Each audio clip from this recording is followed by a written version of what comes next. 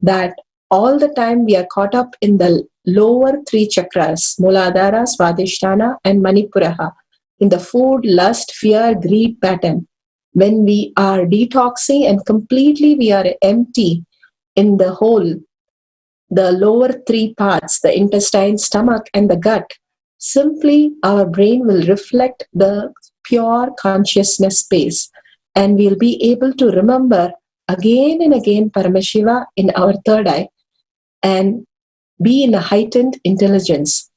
Here he says absolute unclutching to experience the state of Paramashiva, complete completion to experience the space of Paramashiva, experience the oneness with Paramashiva when you break the boredom and tiredness.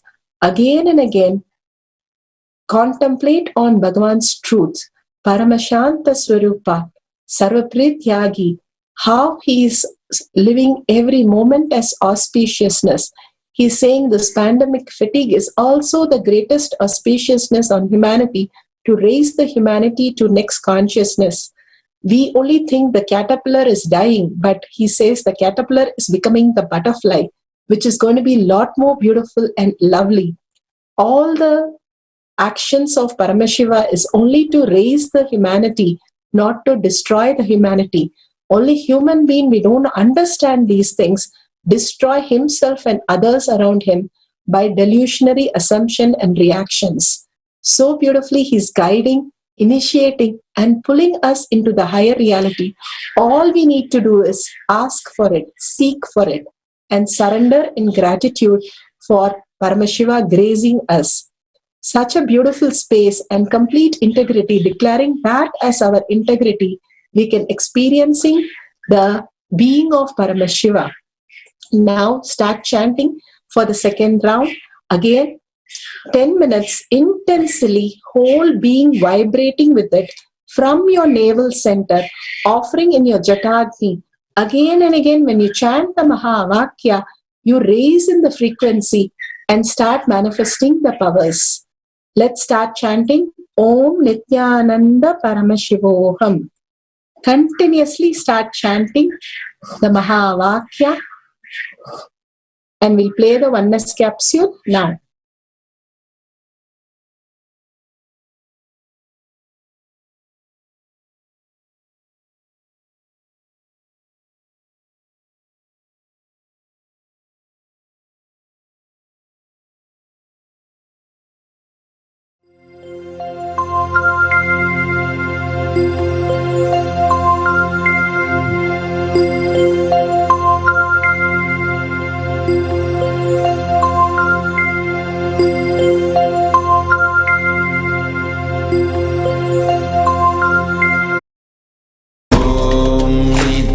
Nithyananda Paramashivoham.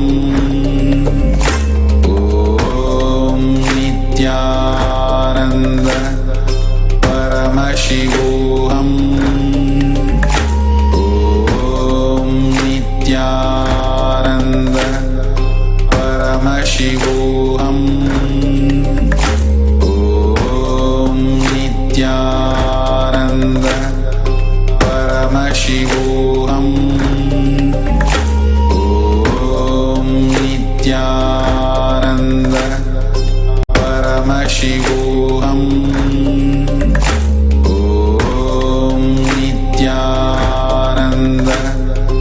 Paramashivoham. Om Nithyananda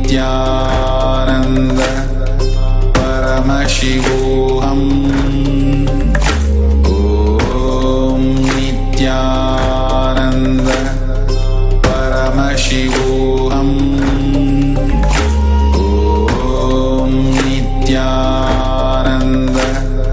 Paramashivoham. Om Nithyananda Paramashivoham. Om Nithyananda Paramashivoham. Om Nithyananda Paramashivoham. Om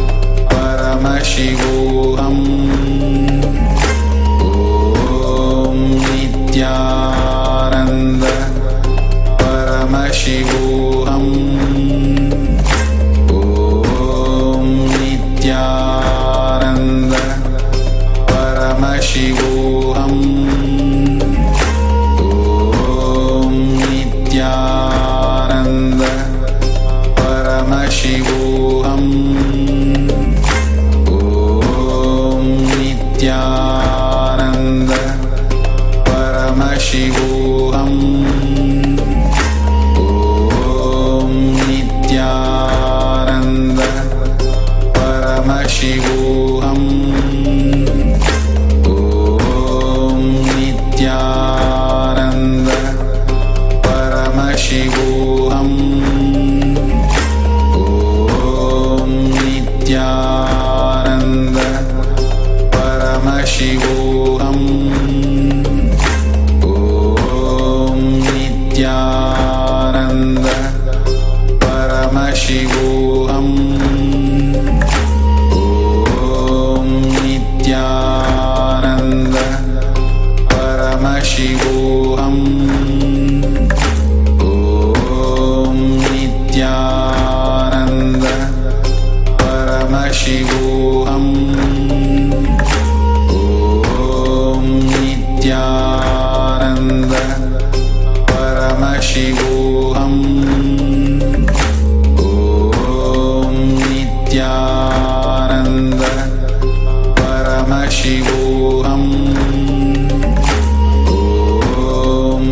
Nithyananda Paramashivoham. Om Nithyananda Paramashivoham. Om Nithyananda Paramashivoham. Om Nithyananda Paramashivoham. Om Nithyananda Paramashivoham. Om Nithyananda Paramashivoham. Om Nithyananda Paramashivoham. Om Nithyananda Paramashivoham. Om Nithyananda Paramashivoham. Such a beautiful experience that Paramashiva himself has manifested as Shakti through all of us. So please share your testimonial, your experience, your partner's experience, or your partner can share in tinyurl.com/powermanifestation. It doesn't take few seconds, but it makes a difference of few beautiful cells that is going to respond whenever you say, I am Paramashiva, I am consciousness, I am experiencing the divine consciousness in me, and I experience that as my source to manifest my reality again and again and again. Living as conscious being, living as Paramashiva is the way we need to exist and manifest our reality. Again and again, anything that you want in a life, whether you're walking or making a financial decision, Paramashiva is the only space. Whatever he says, just start experiencing that and executing that. You will be in oneness with Paramashiva and manifest all your reality. So don't miss to share, contribute to others' life. Only by contributing others' life, making everyone successful in whatever you desire, simply you'll see your desire and success happening. Others are nothing but your own reality. When you understand all others are your reality and start causing everybody, you will be caused to higher reality. That is liberation. Bhagavan beautifully says, we are our demons, we are our devatas. Only thing we have to raise ourselves by constantly asserting our space that I am Paramashiva and manifesting only that from that space that I am Paramashiva and sharing with the world constantly.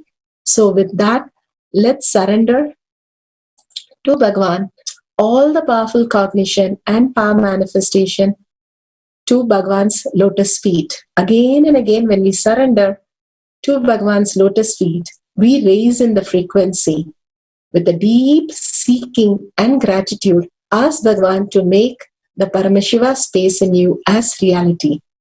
So with that, let's remember Paramashiva in our third eye and again raise ourselves into the conscious space, I am Paramashiva, and end this session with a Purna mantra.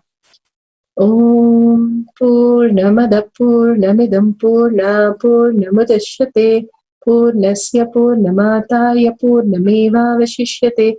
Om Shanti Shanti Shanti. Hari Om Tat Sat Sarvam Bhagavate Sri Nithyananda Paramashivam Paduka Arpanamastu. Om Nithyanandam. Thank you so much for participating. Thank you, Swamiji. And make sure you don't miss any of the Kailash Kotiyat sessions and Power Manifestation sessions. Thank you, Nithyanandam.